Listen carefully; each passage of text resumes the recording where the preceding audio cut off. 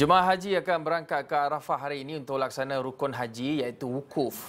Kemudian melaksanakan wajib haji dengan bermalam di Muzdalifah, seterusnya bergerak ke Mina untuk melakukan lontaran jamrah kubra serta bermalam di sana. Kami di Sarawani turut menghantar editor kami Nazri Kahar dan jurukamera Ruzi Mat Saman yang berada di sana ketika ini untuk membuat liputan di Masjidil Haram menjelang hari wukuf. Kita nak terus saja bersama dengan Nazri Kahar kalau sudah bersedia. Ya, Hakim.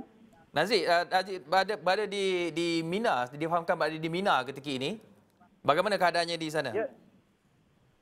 Ya, Hakim dan juga penonton Sarawani, kini saya berada di Mina, merupakan pusat penempatan wartawan antarabangsa yang dipilih oleh Kementerian Media Arab Saudi untuk membuat liputan Haji 1443 Hijrah tahun ini. Dan apa yang boleh saya kongsikan, jemaah haji dari seluruh dunia sudah pun mula berada di Mekah dan hari ini bermula tengah hari nanti pergerakan jemaah yang berjumlah hampir 1 juta yang dibenarkan ataupun diberikan permit oleh Kerajaan Arab Saudi akan memulakan pergerakan mereka ke Arafah untuk berwukuf yang akan bermula pada esok hari. Jadi cuaca pada ketika ini, pada jam kita membuat secara langsung, Hakim, sekitar jam 7 suku pagi ini, sekitar 31 darjah Celsius dan menjelang tengah hari pastinya kalau mengikut hari-hari biasa, cuaca di Arab Saudi pada ketika ini memang amat panas, boleh mencecah kepada 43 darjah Celsius. Jadi itulah keadaan sebenar. Dan situasi di Mekah pada ketika ini masih terkawal walaupun agak sesak kerana kehadiran lebih 1 juta jemaah yang akan menunaikan haji, tetapi semuanya sudah pun diberikan perhatian oleh pihak berkuasa dan kecemasan Arab Saudi, di mana kawalan lalu lintas, kawalan di sekitar lokasi-lokasi tumpuan seperti di Masjidil Haram dan juga di kawasan penempatan para haji diberikan tumpuan. Tiada lagi pergerakan bagi orang yang tidak memiliki permit haji. Jadi pastinya kita akan melihat pergerakan terbesar umat Islam dalam masa 4 hari ini dan bermula pada petang ini. Pergerakan dari Mekah menuju ke Arafah akan dimulakan, termasuk juga 14,000 jemaah haji Malaysia, Hakim. Mereka akan menggunakan pelbagai mod transport, sama ada bas yang disediakan oleh pihak negara masing-masing ataupun penganjur masing-masing.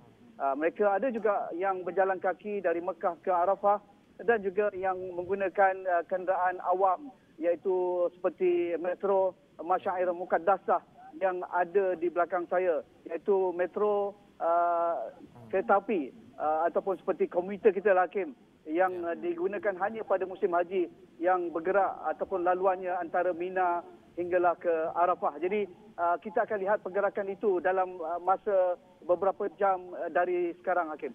Ya, dan pastinya di Mina ketika ini sudah ada kemah-kemah tempat jemaah dan juga bakal-bakal haji berada untuk tinggal sebentar. Bagaimana keadaannya dari sudut pengurusan? Sebab ini kali pertama musim haji pada kali ini diadakan selepas ditutup kerana pandemik PKP, COVID-19 dan sebagainya.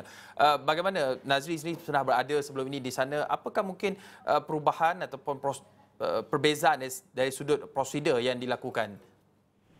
Ya, pastinya pandemik mengubah banyak perkara berkaitan dengan haji. Kalau sebelum ini, apa yang lebih ketara, yang paling ketara adalah jumlah jemaah haji yang dibenarkan. Selepas 2 tahun, jemaah luar negara tidak dibenarkan untuk menunaikan haji. Pada 1443 Hijrah ini, iaitu pada tahun ini, Kerajaan Arab Saudi membenarkan hampir 850,000 jemaah haji dari seluruh dunia. Itu yang pertama. Kalau dibandingkan pada musim haji sebelum pandemik, Hakim, kita boleh dapat ataupun populasi haji yang dibenarkan menjangkau kepada 2.5 juta ke 3 juta.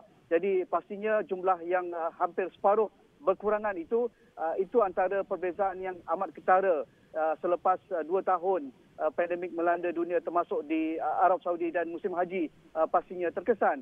Itu yang pertama. Yang kedua, situasi perkemahan di Arafah, di Muzdalifah dan juga di Mina juga, kebanyakan kemah-kemah yang dibina di sini merupakan kemah yang bersifat kekal dan juga bersifat sementara. Kalau di sekitar Mina ini, kalau Ruzi boleh tunjukkan di sekitar saya, anda boleh lihat ini merupakan bandar 3 malam ataupun bandar 3 hari. Putih bumbung kemah Hakim di hujung sana, inilah Mina. Kalau mereka yang sudah datang ke Tanah Suci, inilah Mina. Kemah-kemah ini merupakan kemah permanen ataupun yang kekal, yang kalis api. Jemaah haji akan berlegar ataupun ditempatkan di sekitar Mina ini kerana lokasi suci ini akan menjadi tumpuan untuk lontaran pertama. Selepas mereka bermalam di Muzdalifah dan selesai wukuf di Arafah, mereka akan melontar Jamrah Aqabah yang berada di belakang saya saja ini, iaitu tiga jamrah, iaitu kompleks jamrah berada di Mina.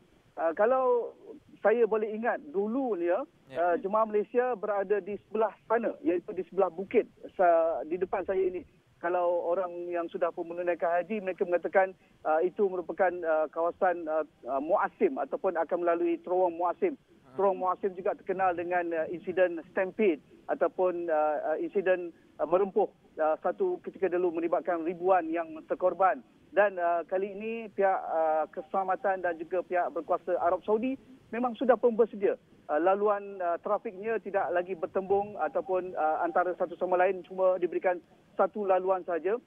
Begitu juga di Mina nanti akan menjadi tumpuan untuk melontar 3 jamrah, iaitu Jamrah Sughra, Jamrah Wusta dan juga Jamrah Aqabah pada hari-hari tasyrik, iaitu pada 11, 12 dan juga 13 Zulhijjah. Tetapi untuk hari ini, perbezaannya pada tahun-tahun yang sebelum pandemik adalah mereka yang dibenarkan hanya akan berada di Arafah selepas pergerakan dibenarkan oleh pihak berkuasa Arab Saudi. Maksudnya mereka tidak boleh bergerak sewenang-wenangnya.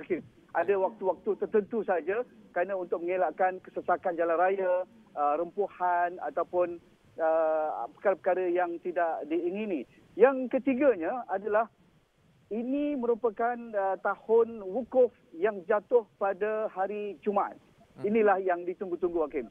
Yang dipanggil ramai penasihat ataupun orang agamawan mengatakan ini merupakan Haji Akbar. Dan Alhamdulillah para hujaj ataupun Duyufur Rahman pada tahun ini amat bertuah akan berada di Arafah, di Padang Arafah pada hari Jumaat, iaitu pada hari esok, dan jatuh pada hari Jumaat merupakan satu peluang ataupun satu nikmat hikmah yang amat besar bagi para Duyufur Rahman.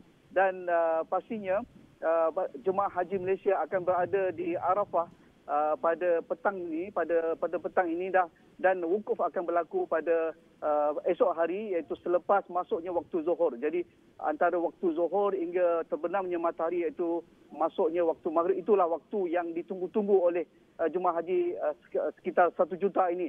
Itulah waktu yang paling mustajab doanya. Inilah waktu yang ditunggu-tunggu oleh semua Duyufur Rahman. Mereka sudah bersiap siaga bertahun-tahun, kumpul duit, Hakim, sampai mungkin bergolok bergadai. Bagi mereka yang mungkin tidak berpeluang sebelum ini, dapat berpeluang untuk ke Tanah Suci. Jadi inilah masanya untuk mereka menggunakan kesempatan melakukan yang terbaiklah mengikut amalan haji ataupun rukun-rukun haji, kerja-kerja haji yang ditetapkan oleh agama Islam. Jadi dan yang keempatnya, pastinya requirement. Ini amat ketat, Hakim. Requirement ataupun syarat-syarat untuk mengerjakan haji tahun ini amat ketat. Umur mereka yang dibenarkan adalah 65 tahun ke bawah. Kalau golongan yang berusia 65 tahun ke atas tidak dibenarkan. Itu yang pertama. Yang keduanya, mereka mesti melepasi ujian perubatan yang amat ketat.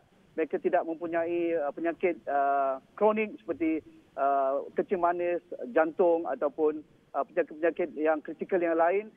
Kalau mereka membuat pemeriksaan perubatan dilepaskan oleh pihak doktor ataupun hospital, barulah diberikan endorsement oleh pihak tabung haji, barulah dibenarkan masuk ke Tanah Suci. Dan yang ketiga, syaratnya iaitu mereka melepasi ujian PCR COVID-19.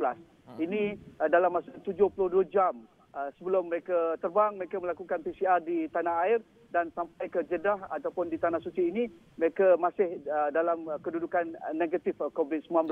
Itu antara perbezaan, Hakim. Memang amat ketat dan situasinya, tetapi masih meriah, masih masih seperti dahulu umat Islam yang menunggu masa untuk hari wukuf pada esok pagi.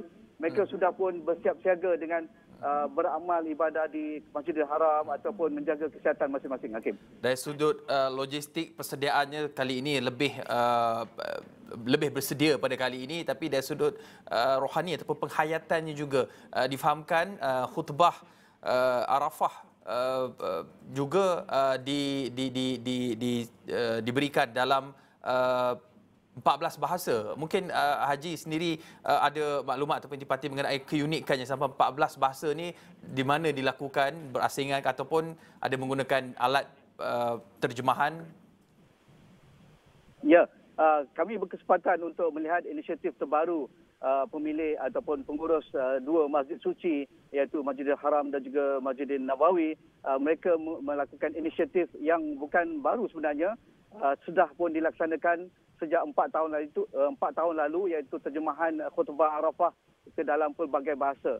Khutbah disampaikan dalam bahasa Arab, tetapi sejak 4 tahun lalu dimulakan dengan 5 bahasa utama termasuk bahasa Melayu pada ketika itu dan ditambah pada tahun seterusnya dengan 10 bahasa dan tahun ini 2022 14 jenis bahasa diterjemahkan dan jemaah yang berada di Masjidil Haram ataupun di Masjidil Nabawi, jika mereka tidak melakukan haji, mereka boleh menggunakan frekuensi radio yang disediakan di sekitar masjid. Itu yang pertama. Bagi mereka yang berada di Arafah ataupun di kawasan-kawasan haji dan juga mereka yang tidak melakukan haji di tanah air, mereka juga boleh mendengarkan khutbah yang diterjemahkan mengikut bahasa masing-masing melalui frekuensi digital yang boleh di-download menggunakan barcode ataupun melalui laman web yang disediakan oleh pengurus dua masjid suci itu. Jadi ini merupakan satu pendekatan dan banyak lagi pendekatan digital yang lain, Hakim, selain daripada terjemahan khutbah.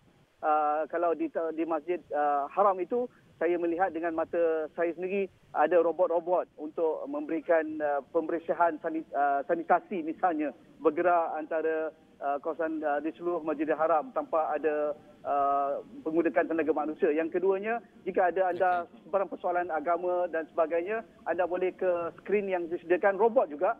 Di situ ada mufti yang di-shiftkan untuk menjawab pelbagai kemusykilan agama dan anda boleh berinteraksi secara langsung dengan mufti ataupun pakar agama ini untuk menjawab persoalan berkaitan dengan ibadah haji. Dan juga pendekatan digital juga, segala informasi berkaitan haji, penginapan anda, pergerakan anda, di mana untuk mendapatkan maklumat-maklumat kecemasan dan sebagainya, semua berada di tangan talian aplikasi sebenarnya. Jadi itu pembaharuan yang amat ketara dalam musim haji 2022 ini, Hakim. Baik, terima kasih Nazri Kaha, editor Israwani dan juga jurukamera Ruzi Mat Saman yang berada di Mina ketika ini bagi membuat liputan haji musim haji.